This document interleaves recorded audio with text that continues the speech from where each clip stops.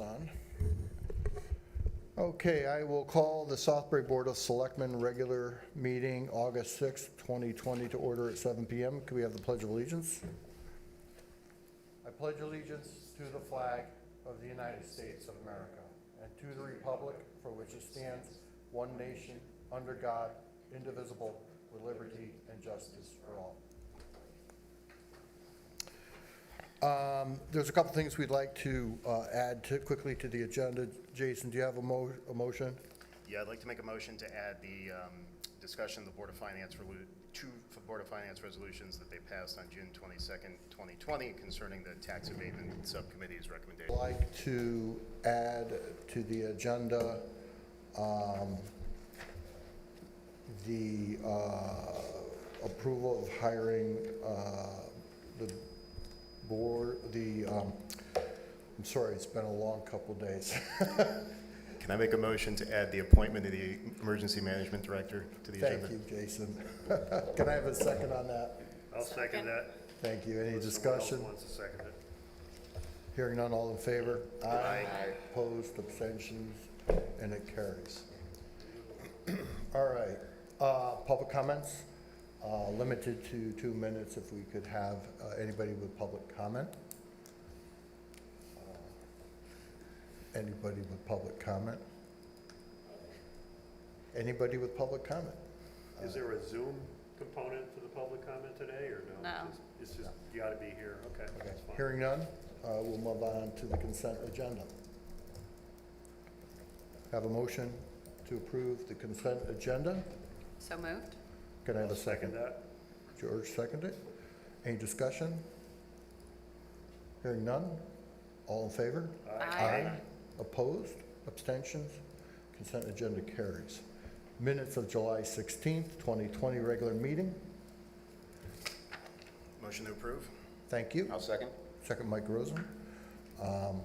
Any discussion? Hearing none, all in favor? Aye. Opposed, abstentions, it carries. I don't think we have anything under unfinished business. We'll go on to new business, declaration of emergency. As you know, the governor declared an emergency, and as we moved forward in the morning and everything going on, I declared a state of emergency. So at this point, I think it would be correct for the Board of Selectmen to affirm the state of emergency we're in. I move that the Board of Selectmen hereby concurs with the attached declaration of emergency, which is part of the packet. Second? Okay, any discussion on that? Okay. I think it should be noted that at this point, there's no significant expenditures other than overtime, a few things. It's not earth-shattering at this point, and of course the board will be notified if we have some concerns or what have you. I think there probably will be some expenses in road cleanup and tree disposal and all that down the road, right? Yeah. And FEMA might reimburse that expense, maybe. You know, FEMA's had a lot on its plate lately, especially with the COVID, and I'm not sure, you know, we need to be careful with this. We're tracking our expenses. Immediately we did, you know, this is the third time we've gone into this in 5 years. So the first thing we do is all the department heads, we need to track everything we're doing, and we're also trying to, or what we're doing is taking pictures, which is documentation of what's going on and what we're doing. So we're keeping on top of it. My office, we've been through it. So it's not, unfortunately, not our first rodeo here. So we'll keep track of it. Okay, I'll call the vote. All in favor? Aye. Aye. Opposed? Abstentions, and it carries. Where are we? Okay, discussion, added to new business. I'm just going through some paperwork updates, okay. The discussion of the resolution of the committee that was formed by the Board of Finance. Go ahead, Jason.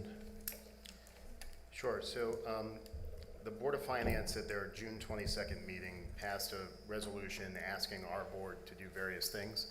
And it relates to the recommendations of the Tax Abatement Committee that we heard a number of presentations from last year, which culminated mid-October, our October 17th meeting, and us passing two separate motions to approve the various recommendations. So the Board of Finance's resolution, I think it's important for us to acknowledge it, first off, including it as part of our minutes, and discuss next steps and how we want to respond to it. They're essentially asking for three things. One, there were a couple different buckets of tax abatement programs that were being modified. One was the senior circuit breaker program and the veterans program, veterans tax exemption. The Board of Finance resolution is asking us to take whatever action is necessary to implement those two, and I'll speak to that in a moment. The second thing they're asking us for from the Board of Selectmen side is to institute a moratorium on applications to the PA 490 program. And I believe the reason for that is there's been a lot of discussion about how you alter the program, and you need to open a POCD in order to alter the program, and my understanding is planning is not interested in doing that at this time. And the POCD is going to be done 2022, I think, starting next year. So the Board of Finance is looking at whether we can have a moratorium of applications until such time as that can be opened and decided. And then the third thing they're asking for is for the assessor to change the valuations on the PA 490. So there's a couple of different buckets. The PA 490, Jeff, is on our agenda under executive session for a written legal opinion from counsel. I'm assuming that legal opinion is dealing with the moratorium issue and valuation issue, and if so, that's probably a separate bucket to be talked about at our next meeting, after we have the benefit of that discussion. But the first bucket, the seniors and veterans, I'm hearing sort of a sense of frustration from some folks on the Board of Finance that we passed a motion to approve it, but haven't implemented it yet. So I think it's important for us I don't think we can take action tonight, but sort of discuss the next steps, discuss whether we're still on board with that, and then what it would look like. On the senior side, my understanding is all we need to do is amend an ordinance, and that's a fairly straightforward process in the town of Southbury. So I think it would make sense for us to have an ordinance available to review at the next meeting, so we can discuss whether that's still something we want to do. On the veterans, which I think it makes sense to continue doing it, but we should discuss it. And then on the veterans side, I'm not sure what the appropriate implementation mechanism is. We passed a motion to do it. I don't know if we need a resolution. I didn't see an ordinance on the books, so I think we need some clarity on what the next steps are on that. So I just wanted to bring it up because we've had two meetings now. It came up briefly at the end of our last meeting, and the Board of Finance is specifically requesting the Board of Selectmen to take some action. So I think we should either talk about it, take some action, or discuss why we don't want to take action. And again, I think some of the things I had discussed before was, one concern was with the COVID that came up is how our tax collections went, where we're landing, what shape we're in, and we've determined we're slightly ahead of last year. We're doing healthy that way. So, and I said that's what the one thing I wanted to make sure as this COVID came out. And we also wanted to you know, there's been a lot piling on when COVID came in, and of course, now we have this next issue that we're dealing with. So we certainly can move forward on action on the tax abatement circuit breaker enhancement. Anybody else have any question? Yeah, Mike? so first, apologies for the baseball hat. The Rosen residence is without power and hence without water. I do, in terms of other steps, Jason, that are needed, you mentioned about amending an ordinance regarding the circuit breaker program. You know, I think these two programs at this time of extraordinary economic headwinds, where, you know, our seniors and our veterans are challenged, as just like the town, you know, could have been. You know, I think it is important that we try to take some action despite everything else going on and move things forward. So I think it's important for our next meeting that we know exactly what the steps are needed to implement it. You know, what is it that we need since October 17th of last year that we need to do to put this into motion? And, you know, I'm not clear on what that is from there. So I think, you know, over the next couple of weeks, if we can get that information and come, you know, before that meeting, so we have a sense of, you know, what are the action steps required to implement these two programs. We went through, you know, very detailed presentations that were given by the committee that were great. You know, and you know what you know, beyond amending the ordinance, what do we need to do to take action? So I don't want to put Jeff Tinley on the spot, but my understanding on the circuit breaker program is it's fairly straightforward. We just need to amend the ordinance to change the committee. I don't remember the exact specifics. You might, George. They were changing some income limits and benefit amounts and whatnot, and the way the ordinance reads, it's all in the ordinance, so we'd have to amend the ordinance to change that. What I'm not clear on is the veterans exemption. I couldn't find much on our website except for the application on the assessor's page or an ordinance. So I'm not sure if that was done by a prior Board of Selectmen resolution or like what would be required to implement that aspect of it. The veterans. The veterans aspect, yeah. Veterans. Okay, so I'm going to also, go ahead, Jeff. I haven't been asked that question. I haven't looked at it, so go ahead. So we can do that and have it for the next meeting. One of the things you know, if we're going to discuss this a little bit, when this was originally proposed by the Board of Finance and the committee, what they said was that there was going to be an offset from the changing of the PA 490 would offset the cost of the program enhancement. That's proved that it's not going to offset that. So we need to know the amount this is going to cost. We'll have some figures on that and the taxpayers, what it costs. But one thing I want to be clear here, that they did also find, and they did say, and I think this for the record, when the state did away with funding the state mandate for senior tax relief, many towns no longer did the circuit breaker plus. They chose only to, because it was a mandate, they have to do the circuit breaker tax relief, but they didn't do the enhancement. Southbury chose to stand by our, and this board, stand by these, on the budget, stand by our seniors in need, and we stayed with not only paying the mandate, but and also giving the circuit breaker plus.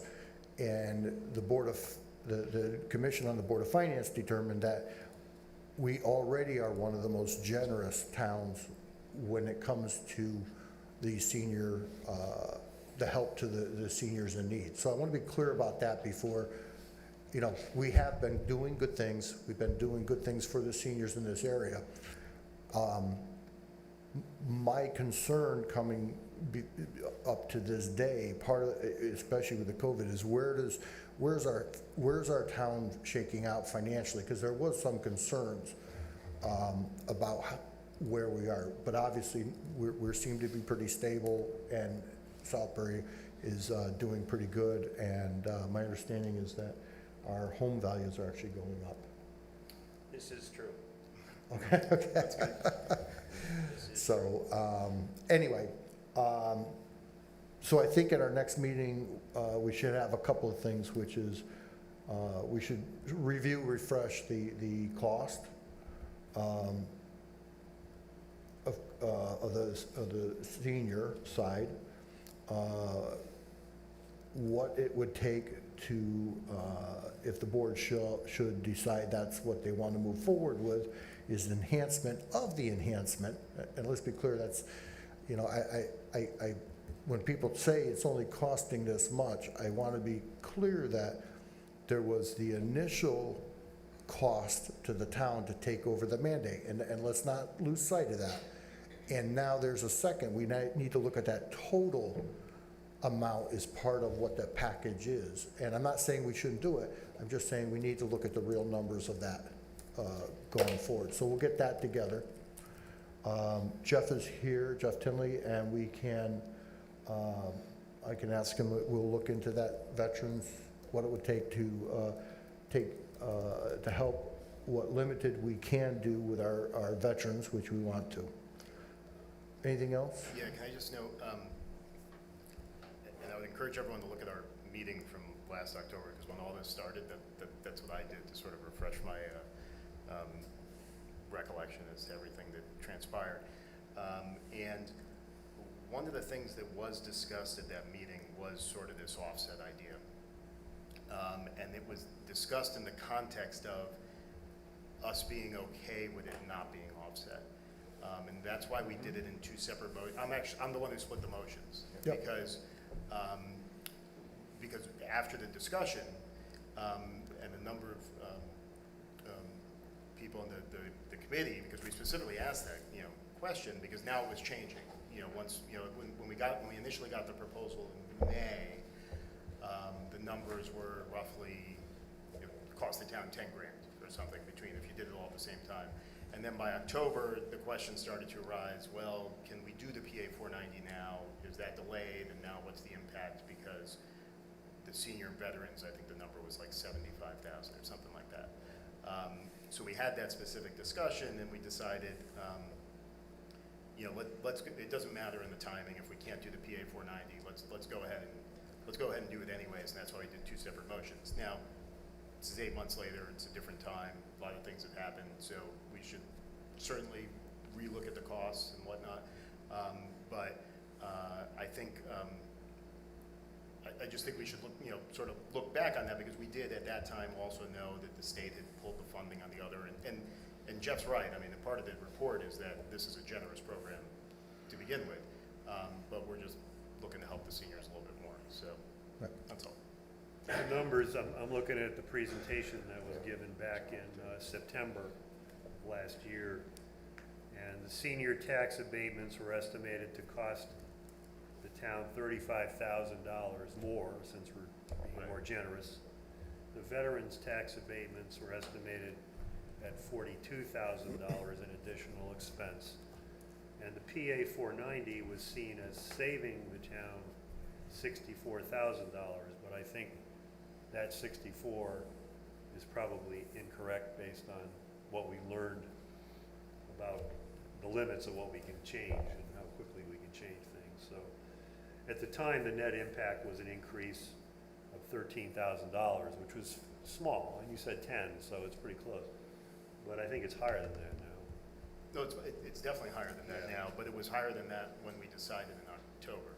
Yeah, And and we agreed that We we said, would let's be get- okay with it, so I remember that. So George, if you could, if you got that, you have that in front of you, so if you could just make, and you were on that committee, if you could get those numbers, and I'll talk to you about what numbers we really should be looking at. Yeah, and it's even on the website. I mean, it's in Yeah. the record, it's in the minutes of the. You're looking at it. Yeah, I'm looking at it, too. I Yeah. pulled it up. If you go to the 2019 Board of Selectmen meeting, look up October 17th. It's the first thing on the agenda after the agenda. And then maybe it makes sense to have someone from the Board of Finance here on that sort of perspective, because we usually do rely on the Board of Finance when it comes to financial stuff, and I think we're probably going to have some clarity, but then I asked some of the same questions that night about the timing and the valuation and when you could change it and all that. So we might have more clarity on that, and then we could ask them specifically, are you guys still okay with proceeding with, senior veteran exemption if you can't proceed with the others? If you can proceed with the others, then it's, then you do have that wash scenario. But I think it might make sense to have one of them here to sort of give that standpoint. Okay. So can we table this to the next meeting to get that information? Yeah, make a motion to postpone the matter to the next Postpone? meeting. Could I have a second? I'll second. Mike Rosa seconded. All in favor? Aye. Opposed, opposite, abstained, and it carries. Thanks, Jason. In the, Jeff Tinley is here, can we, because we can print our reports online, would you be willing, can we get a motion to move? Jeff, EMD director. EMD. Yeah. Oh, I'm sorry. New business. Thank you.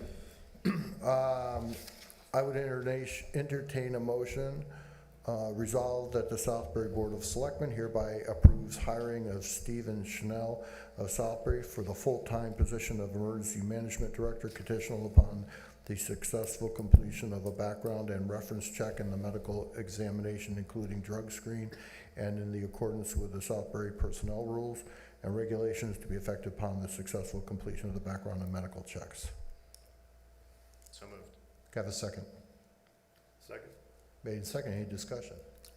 I'll just say that the town received, I think, around 18 applications, a lot of good candidates. We had a number of interviews.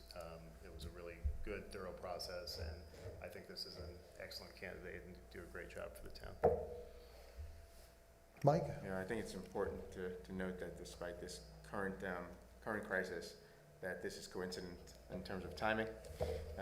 But also, I do have a question I think it's worth us talking about is, and for the sake of the town, is for the next crisis, and there will be one, the next natural disaster or something else, what I think it's important that we remind folks of what this role will play, and really what have we been missing? There's been some talk about, I sent a note early yesterday saying, is the EOC open, and what's our plan to open the EOC?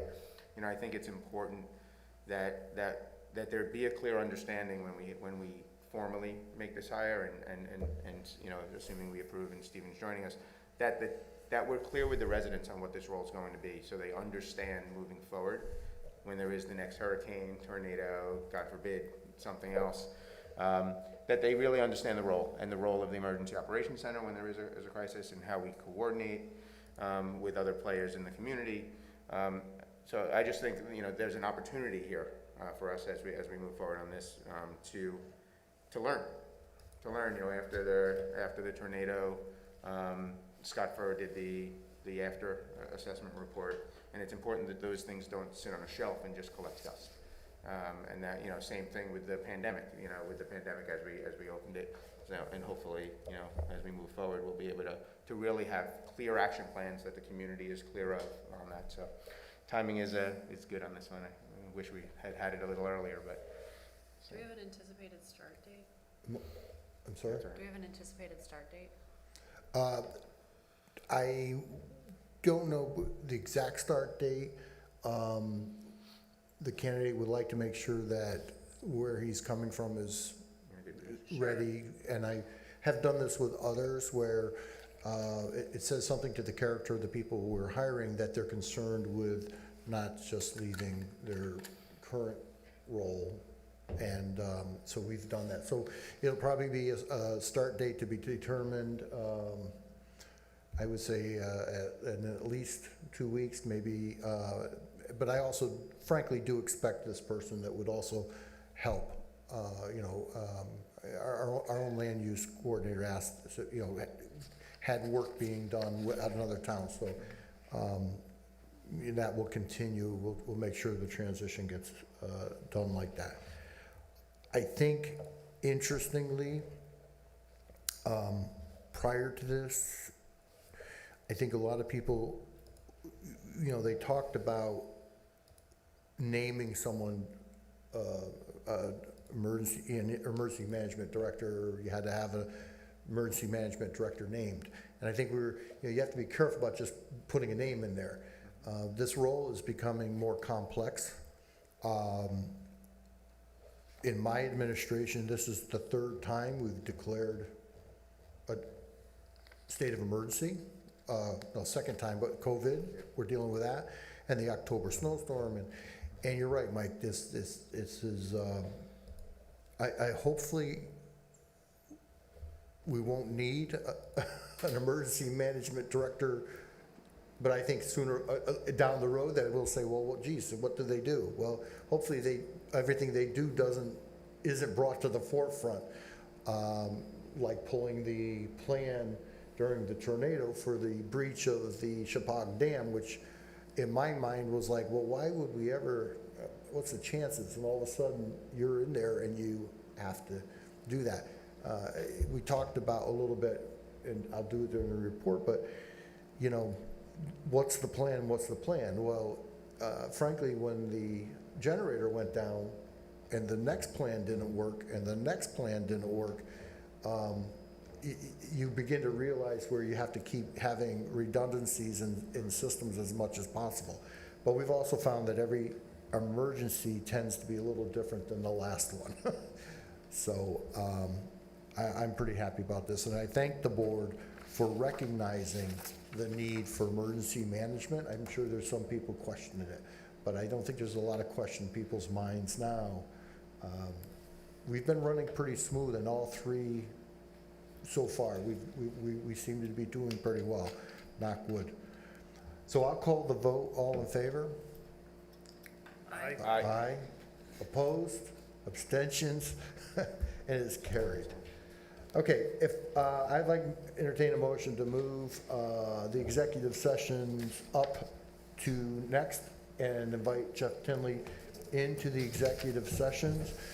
Do we have to come in and out of every executive session so we can address all of them? I think we're okay. Are the same participants involved in each executive session? Yes. Okay. So we could just do one motion.